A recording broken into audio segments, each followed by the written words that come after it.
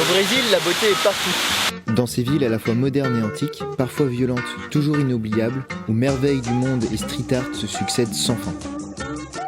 Sur ces plages de rêve où paraissent au soleil les lignissimas, ou encore des mossos musclés et tatoués. Dans le nord, où les villages de pêcheurs côtoient lagunes dans les Lençóis, dunes à Jericoacoara et falaises à Quenoa Quebrada. Ou encore ici, au milieu de la jungle, du célèbre parc naturel de Chapada Diamantina. Mais la beauté du Brésil ne serait rien sans ses habitants et leur gentillesse, toujours prêts à nous filer un petit coup de pouce et à nous faire profiter de leur vision de la vie. Profiter le plus possible. Le Brésil est l'un des plus gros producteurs d'OGM au monde et à ces pratiques qui ont poussé à l'expansion de la monoculture et à la déforestation de l'Amazonie s'est opposé certaines initiatives comme celle de la communauté Inkiri en plein cœur de l'état de Bahia. On a enfilé nos sacs à dos pour aller à leur rencontre et découvrir leur plantation de légumes sur la plage.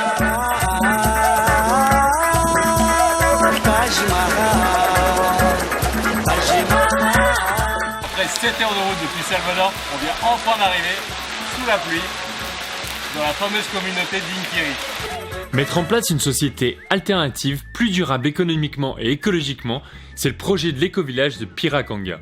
Bioconstruction d'habitations à base de bambou, ban de toute utilisation de produits chimiques sur le site, compost et recyclage à grande échelle, déploiement d'une monnaie locale, le Inkiri et programme d'indépendance et d'autonomie alimentaire. Cependant, l'emplacement de l'éco-village, juste au bord de l'océan Atlantique, où le sol est extrêmement sablonneux, ne rend pas exactement la dernière tâche très aisée. Se nourrir d'autre chose que de noix de coco et arriver à faire pousser des légumes et des arbres fruitiers sur la plage pose un vrai challenge auquel Meira, responsable du projet de permaculture, s'attelle depuis plusieurs années. L'occasion pour nous de faire un petit point sur la technique de la permaculture. Retour en arrière avec Adrien pour vous expliquer tout ça. La permaculture, qui vient du mot anglais permanent culture, est une technique d'agriculture durable basée sur l'étude des sols et la complémentarité entre les espèces végétales. La richesse des sols est un des points fondamentaux de la permaculture.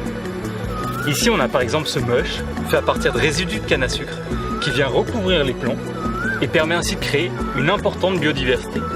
Les arbres permettent par exemple de réguler la température et de faire de l'ombre à certaines cultures nécessitant moins d'exposition.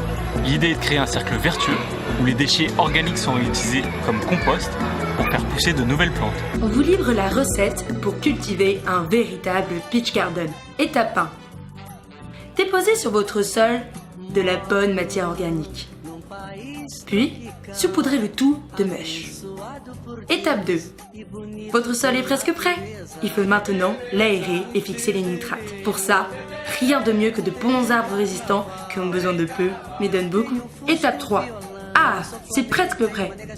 Faites-y maintenant pousser de beaux fruits et légumes. Vous pouvez déguster.